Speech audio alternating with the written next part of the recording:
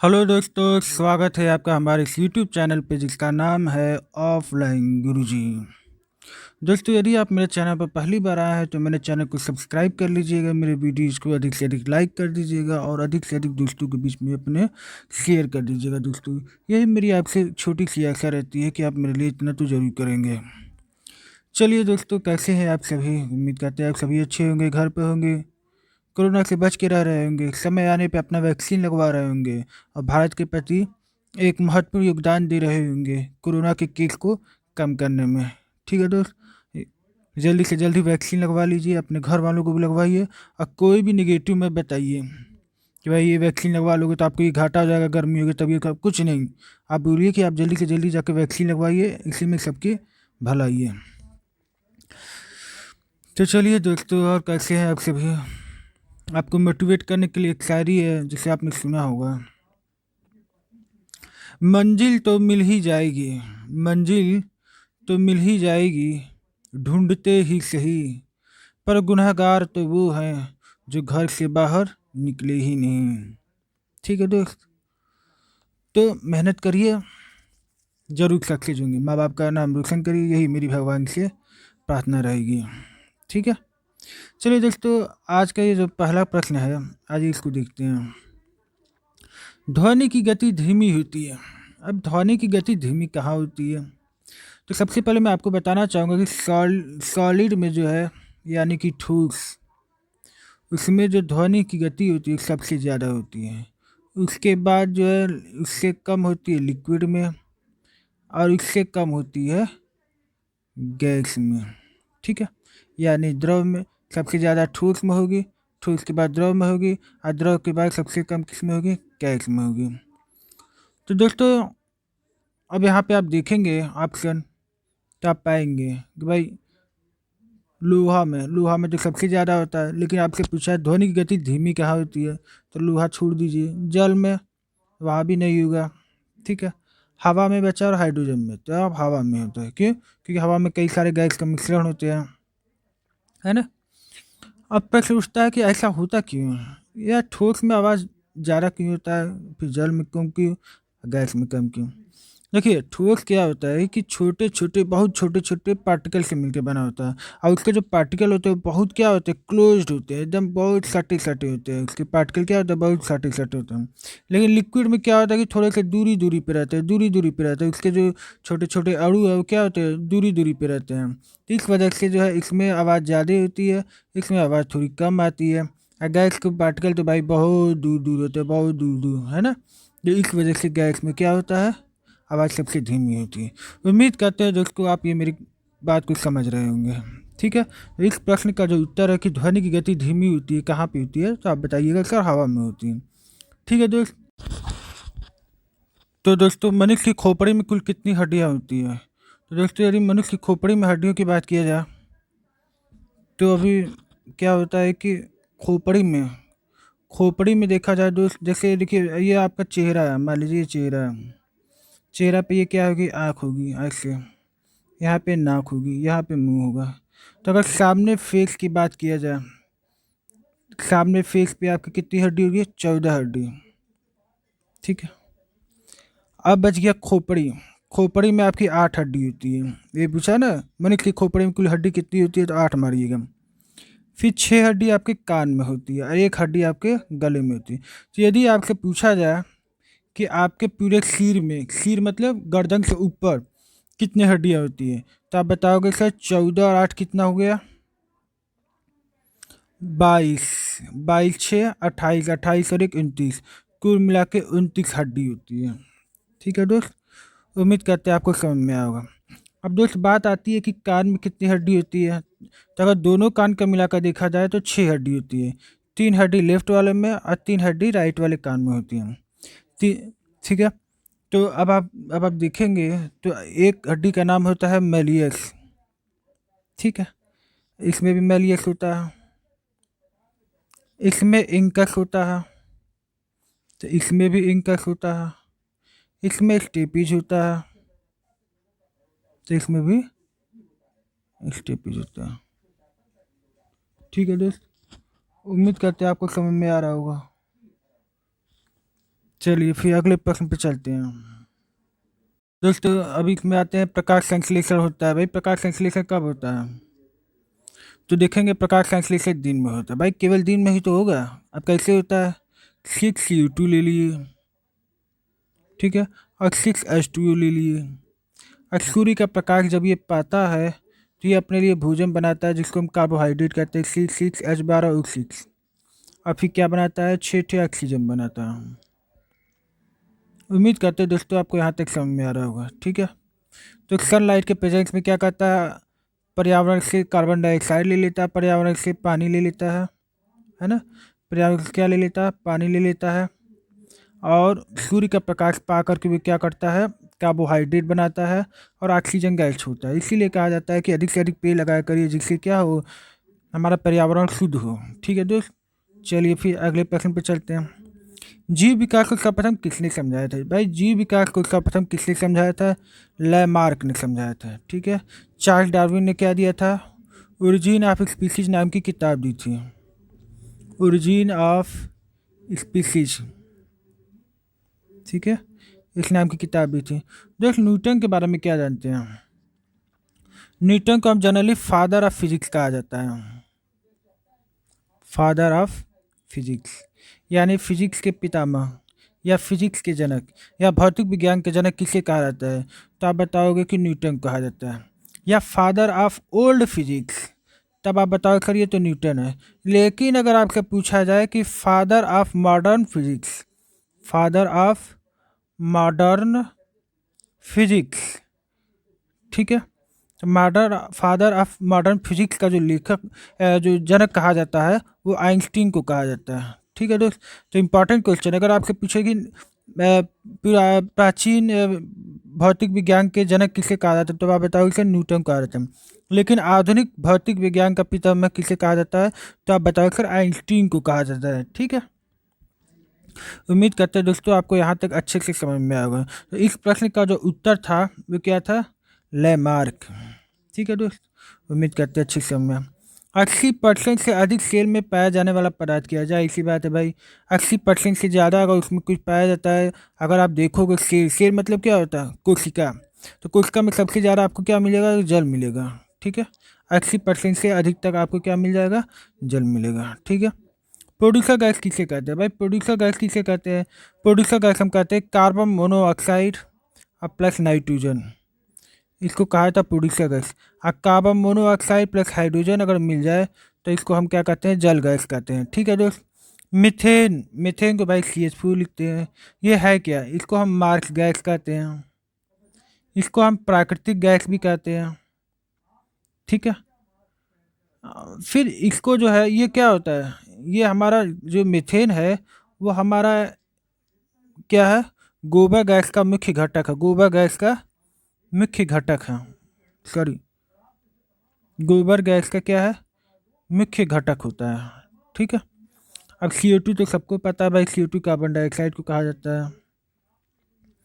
यदि हमारे पर्यावरण में देखा जाए तो हमारे पर्यावरण में सबसे ज़्यादा क्या है? 78% तक नाइट्रोजन गैस है, ठीक है। 21% तक आपका क्या है? ऑक्सीजन गैस है। 0.03% तक क्या है आपका? CO2 है। और लगभग लगभग 1% तक आपका क्या है? एक्री गैस है, ठीक है दोस्त। उम्मीद करते हैं आपको यहाँ तक अच्छी समझ में होगा। चलिए फिर अगले प्रश्न पर चलते हैं। किस धातु को नोबेल धातु कहा जाता है दोस्त? धातु, नोबेल धातु, नोबेल धातु हमेशा सोना को कहा जाता है। सोना का सिंबल क्या होता है? AU। और चांदी का क्या होता है? AG। लोहा का क्या होता है? FE। पारा का क्या होता है? HG। और जिंक का क्या होता है? जिंक, ठीक है दोस्त। ये सभी क्या है? ये सभी D ब्लॉक के एलिमेंट है। क्या है दोस्त? D ब्लॉक के एलिमेंट है, ठीक है दोस्त।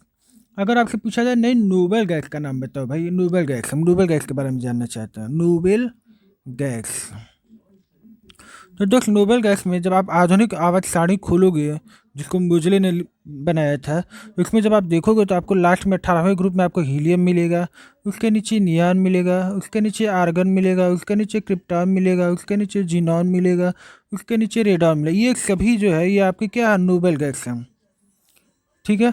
तो अगर आपसे पूछा जाए सबसे भारी गैस कौन है, तो आप बताओ सर रेडॉन सबसे भारी गैस है। फिर पूछा जाए कि जब भूकंप आता है तो उस समय कौन सी गैस रिलीज होती है, तो आप बोलोगे सर रेडॉन नाम की गैस रिलीज होती है। ठीक है। पूछा जाए पूरी अक्रिय गैस में सबसे ज़्यादा कौन सा अक्रिय गैस पाया जाता है, तो आप बताओ सर आर्गन पाया जाते हैं। ठीक है दोस्त, उम्मीद करते हैं आपको यहाँ तक अच्छे से समझ में आया। चलिए फिर अगले प्रश्न पर चलते हैं। किस फसल की मिट्टी की नाइट्रोजन में वृद्धि होती है। ठीक है दोस्त। तो जो लेग्यूम्स पौधा होता है, जो दलहनी पौधे होते हैं, जो दाल दाल वाले जितने भी पौधे होते हैं उनमें नाइट्रोजन की आवश्यकता होती है। तो उसमें क्या होता है, राइजोबियम नामक बैक्टीरिया पाया जाता है। वो क्या करता है, पर्यावरण से नाइट्रोजन ले करके नाइट्रोजन को नाइट्रेट में कन्वर्ट कर लेता है। ठीक है दोस्त। तो इस वजह से इस प्रश्न का जो उत्तर होगा वो क्या होगा, मटर। ठीक है। आ, तो इस प्रश्न का उत्तर क्या होगा, मटर। ठीक है। चलिए अगले प्रश्न पर चलते हैं। प्रयोगशाला में सर्वप्रथम डीएनए का संश्लेषण किसने किया था। डीएनए का संश्लेषण प्रयोगशाला में सर्वप्रथम हरगोविंद खुराना जी ने किया था।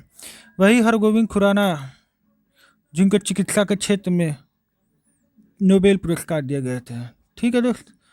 तो पूछा जाता है कि भारत भारत में कौन सा ऐसा प्रसिद्ध व्यक्ति था जिसको चिकित्सा के क्षेत्र में नोबेल पुरस्कार मिला प्रथम, तो आप बताओ सर हरगोविंद खुराना जी को मिला। ठीक है दोस्त, उम्मीद करते हैं आपको यहाँ तक समझ में आया होगा।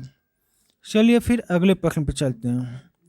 पौधे व पेड़ का खाना तैयार करने की प्रक्रिया क्या कहलाती है। दोस्त अभी मैंने बताया इसको बुलाया जाता है फोटोसिंथेसिस। फोटोसिंथेसिस में क्या होता है, 6 CO2 लगते हैं, 6 H2O लगते हैं, और जब ये रिएक्शन होता है प्रकाश की उपस्थिति में तो एक कार्बोहाइड्रेट बनता है और फिर क्या बनता है, ऑक्सीजन बनता है। तो ये क्या बना रहा है, भोजन ही तो बना रहा है ना, कार्बोहाइड्रेट बना रहा है। उम्मीद करता है आपको अच्छे से समझ में आ गया होगा। फोटोसिंथेसिस को हिंदी में प्रकाश संश्लेषण कहा जाता है। निम्नलिखित में से किसकी कमी से रक्तहीनता होती है दोस्त। किसकी कमी से रक्तहीनता होती है, आयरन की वजह से रक्तहीनता होती है। मतलब ब्लड में आयरन नहीं होता है तो रक्तहीनता होती है। ठीक है दोस्त, यहाँ तक समझ में आया होगा। चलिए फिर अगले प्रश्न पर चलते हैं। मानव शरीर की सबसे बड़ी और मजबूत हड्डी क्या होती है।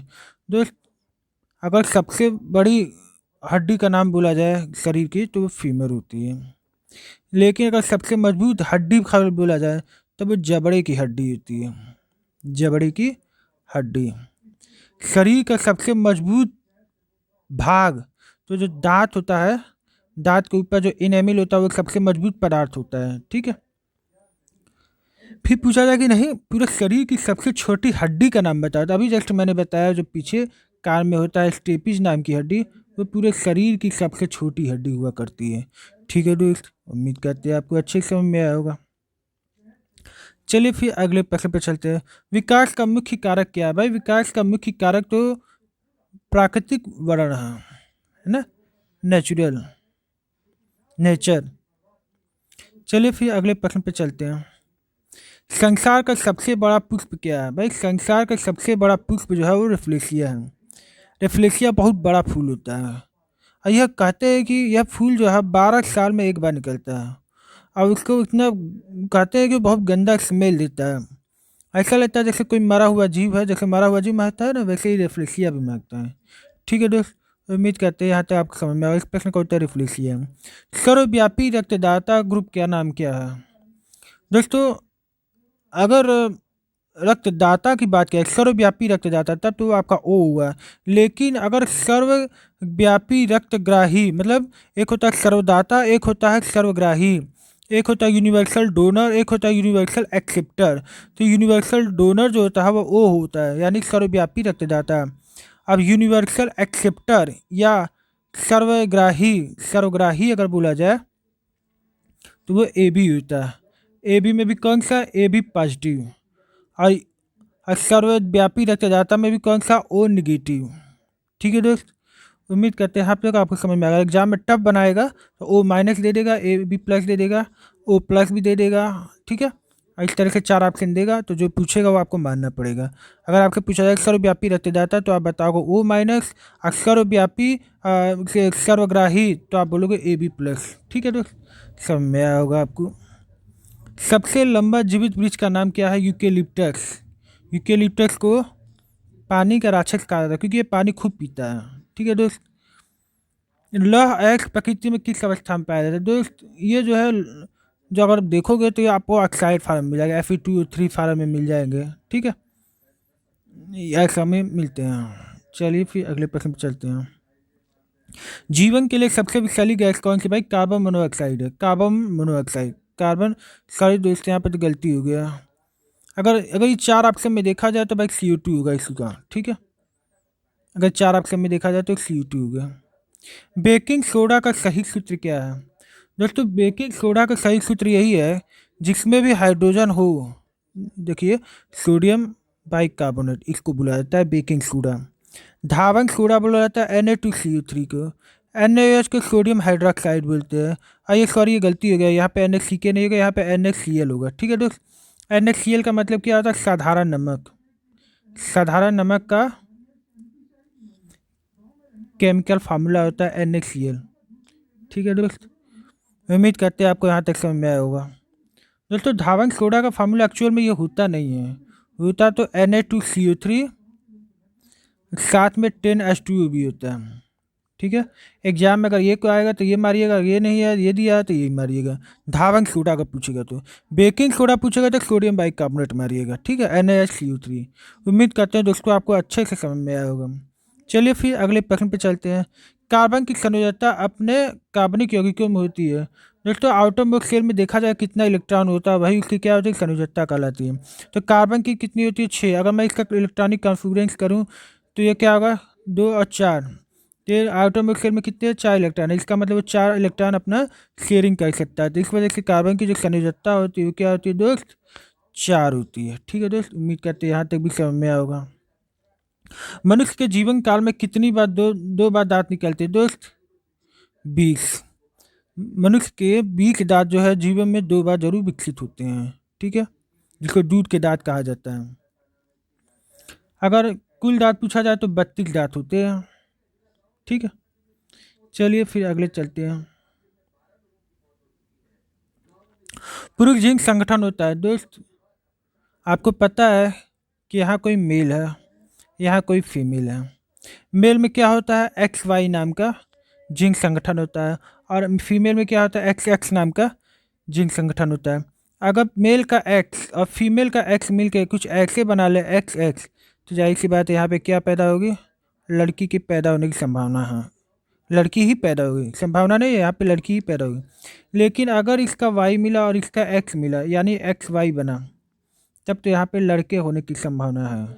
यानी यहाँ पे लड़का 100% पैदा होगा। यदि XY होगा तो, XX होगा तो लड़की। तो वही पूछ रहा है कि पुरुष जिन संगठन में क्या होता है, तो आप बताओगे सर XY होता है। ठीक है दोस्त, उम्मीद करते हैं यहाँ तक समझ में आया होगा। विटामिन सी का रासायनिक नाम क्या है दोस्त? विटामिन सी का रासायनिक नाम क्या है? तो विटामिन सी का रासायनिक नाम क्या है? Ascorbic acid. थायमिन किसका होता है? विटामिन बी का होता है। साइट्रिक अम्ल क्या होता है? नींबू, जितने भी खट्टे पदार्थ होते हैं, नींबू संतरा, इनमें साइट्रिक एसिड पाया जाता है। आंवले में भी साइट्रिक। टार्टेरिक एसिड भाई अंगूर में पाया जाता है। ठीक है, इमली में पाया जाता है क्या? Tartaric acid. दोस्तों यहाँ पे देखेंगे अगर विटामिन ए को रेटिनॉल कहा जाता है। इसका रासायनिक नाम क्या है? रेटिनॉल। विटामिन बी का क्या नाम है? थायमीन। ठीक है दोस्त, विटामिन सी तो बता ही दिए आपको, एस्कॉर्बिक एसिड। डी होता है कैल्सीफेरॉल। कैल्सीफेरॉल। ई क्या होता है? टोकोफेरॉल। ठीक है दोस्त, अब विटामिन के क्या क्या कहते हैं? कई बार क्वेश्चन आया, विटामिन के को क्या बोलते हैं? फिलोक्विनोन। फिलोक्विनोन। ठीक है दोस्त, एग्जाम में कई बार क्वेश्चन आया, इसलिए इसको छोड़िएगा मत। जितने भी विटामिन है सबका रासायनिक नाम है, आप ठीक से याद कर लीजिए। HIV द्वारा होने वाले रोग का नाम क्या है भाई? HIV द्वारा होने वाला रोग तो भाई एड्स है। एड्स का पूरा नाम क्या है? एड्स का पूरा नाम क्या है? एड्स हो गया एक्वायर्ड, आई से हो गया इम्यूनो, डी से हो गया डिफिशियंसी, एक्स हो गया सिंड्रोम। ठीक है, फिर पूछा जाता है भाई एड्स दिवस कब मनाया जाता है? एड्स दिवस तो भाई 1 दिसंबर को मनाई जाती है।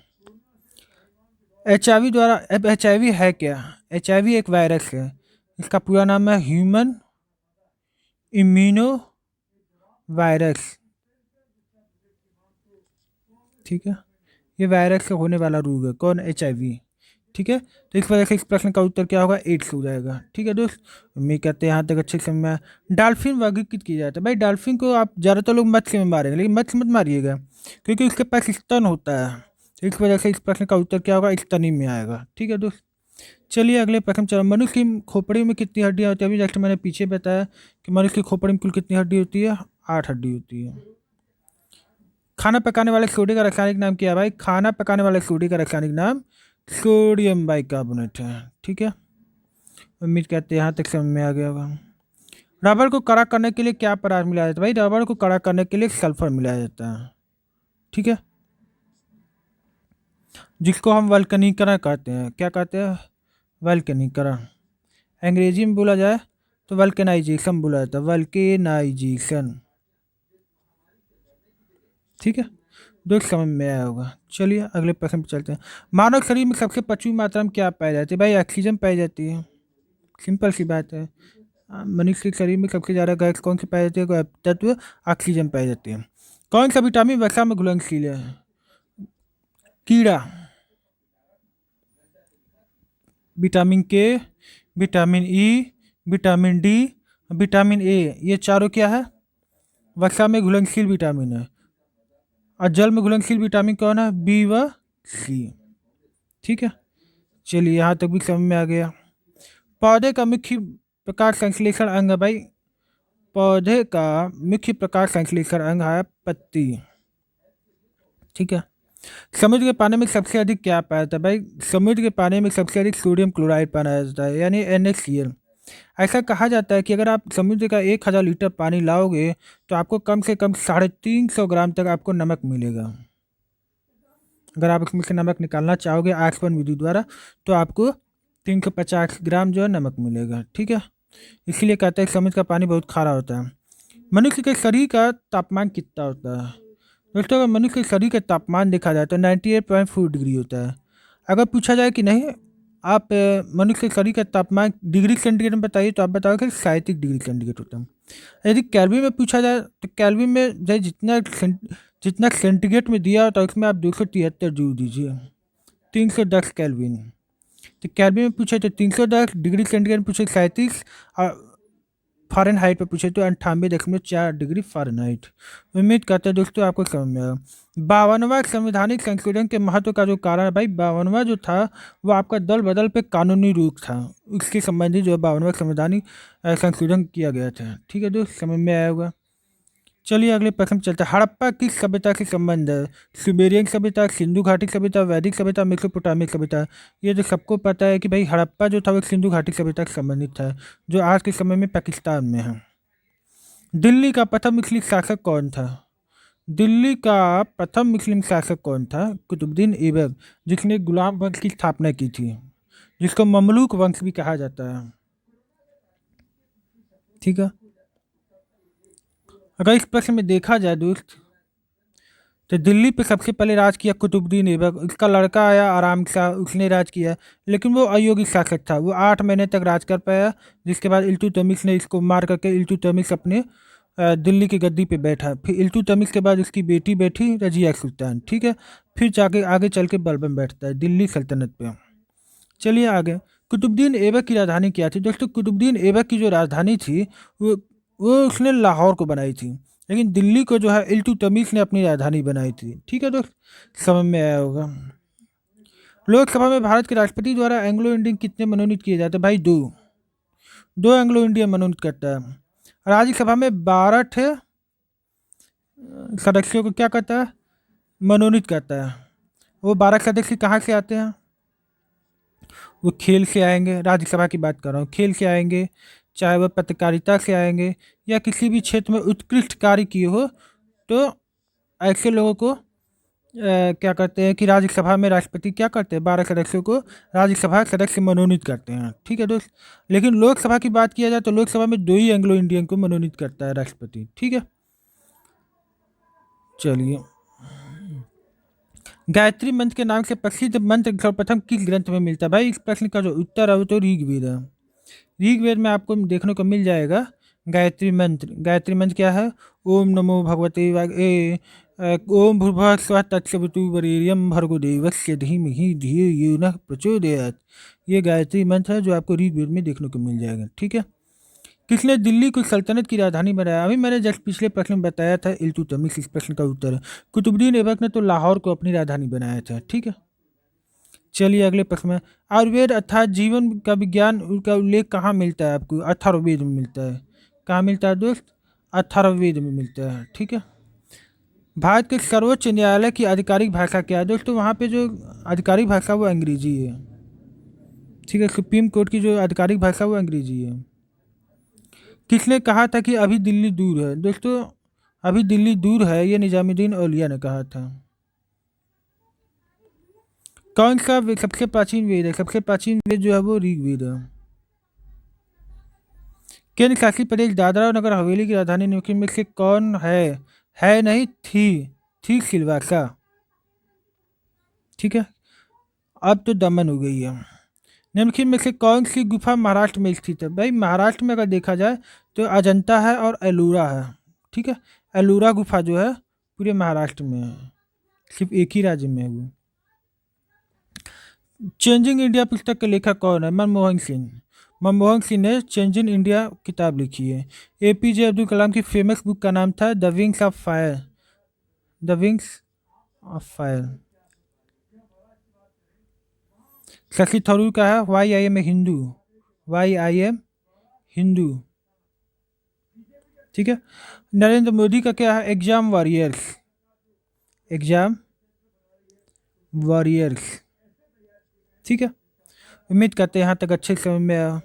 निम्नलिखित राजाओं में से किसने उड़ीसा में कोणार्क मंदिर क्या बनवाया था? तो उड़ीसा में कोणार्क मंदिर जो बनवाया था वो नरसिंह देव प्रथम ने बनवाया था। ठीक है। निम्नलिखित में से कौन सी झील भारत की सबसे बड़ी मानव निर्मित झील है? गोविंद बल्लभ पंत सागर झील। ठीक है। निम्नलिखित में से कौन सा भारत में सबसे बड़ा नदी द्वीप है? भारत में सबसे बड़ा नदी द्वीप भाई माजुली द्वीप है, जिसको असम सरकार ने एक जिला भी घोषित कर दिया है। ठीक है।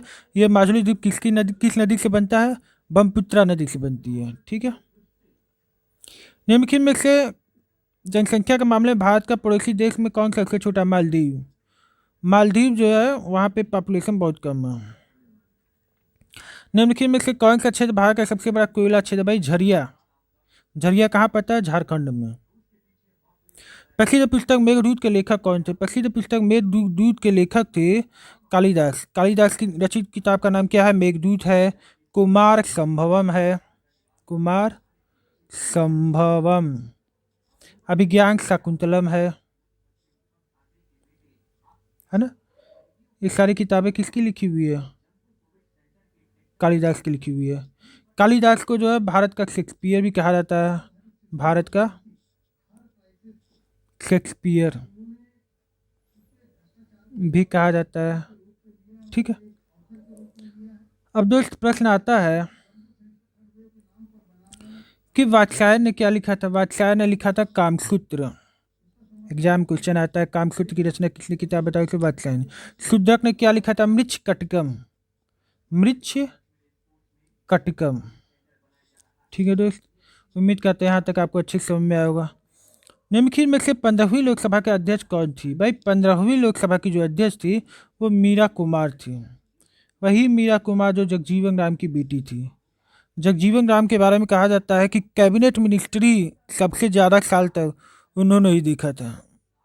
लगभग 30 साल के ऊपर तक जो कैबिनेट मंत्री होते हैं 30 साल तक कम से कम उन्होंने कैबिनेट मंत्री संभाला था। ठीक है। उन्हीं की लड़की है मीरा कुमार। 16वीं की कौन थी? सुमित्रा महाजन। सुमित्रा महाजन।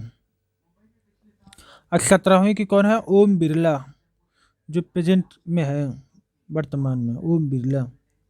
ठीक है दोस्त, चलिए फिर अगले प्रश्न पे चलते हैं। भारत में प्रतिवर्ष राष्ट्रीय विज्ञान दिवस कब मनाया जाता है? भाई इस प्रश्न का तो उत्तर 28 फरवरी होगा। ठीक है। भारत की पहली पूर्ण अवधि वाली टॉकी फिल्म कौन थी? बोलती फिल्म। टॉकी मतलब बोलती फिल्म। बोलती फिल्म थी आलम आरा। इसका जो डायरेक्टर थे, निर्देशक, वो कोई ईरानी करके थे। ठीक है। अगर आपसे बोला जाए कि नहीं पहली मूक फिल्म यानी जो बोलती नहीं थी, ठीक है, तो वो थी आपकी हरिश्चंद्र, जिसको दादा साहब फाल्के ने इस फिल्म का डायरेक्टिंग किया था।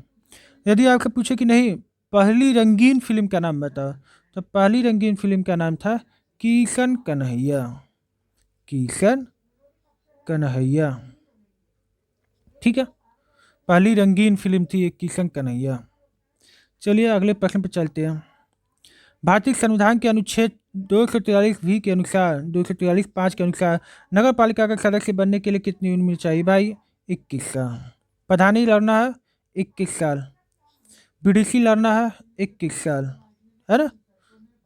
अगर आपको सांसदी लड़ना है तो कम से कम 25 साल का होना चाहिए। राज्यसभा का सदस्य बनना है तो आपको कम से कम 30 साल का होना चाहिए।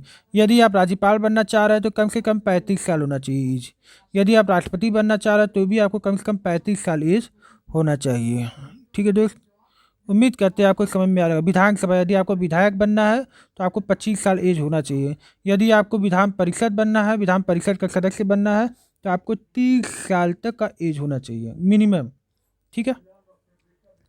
निम्नलिखित में से झारखंड के सिंहभूम जिला के जादूगोड़ा में किसकी महत्वपूर्ण खान है?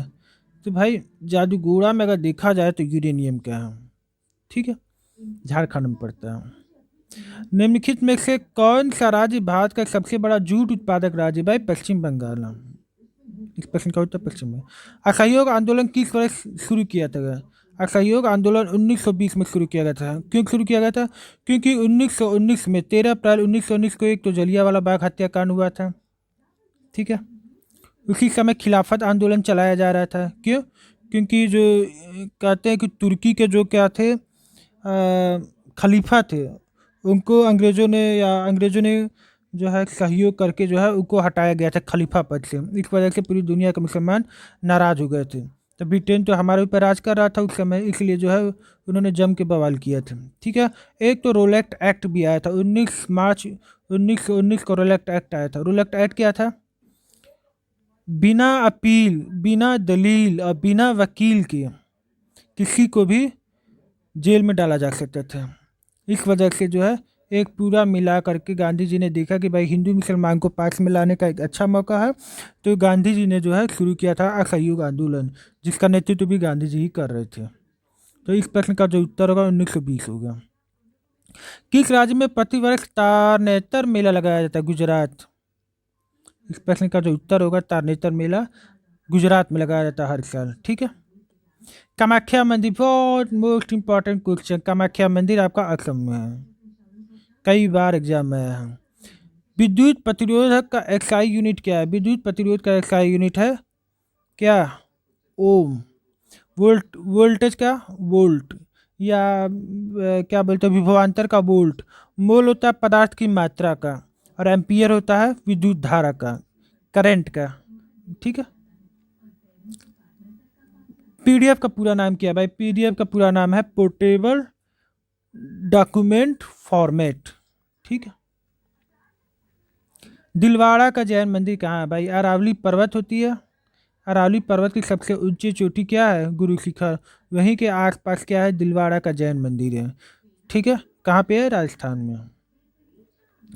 Poverty and un-British rule in India इस पुस्तक का लेखक थे दादा भाई नौरोजी।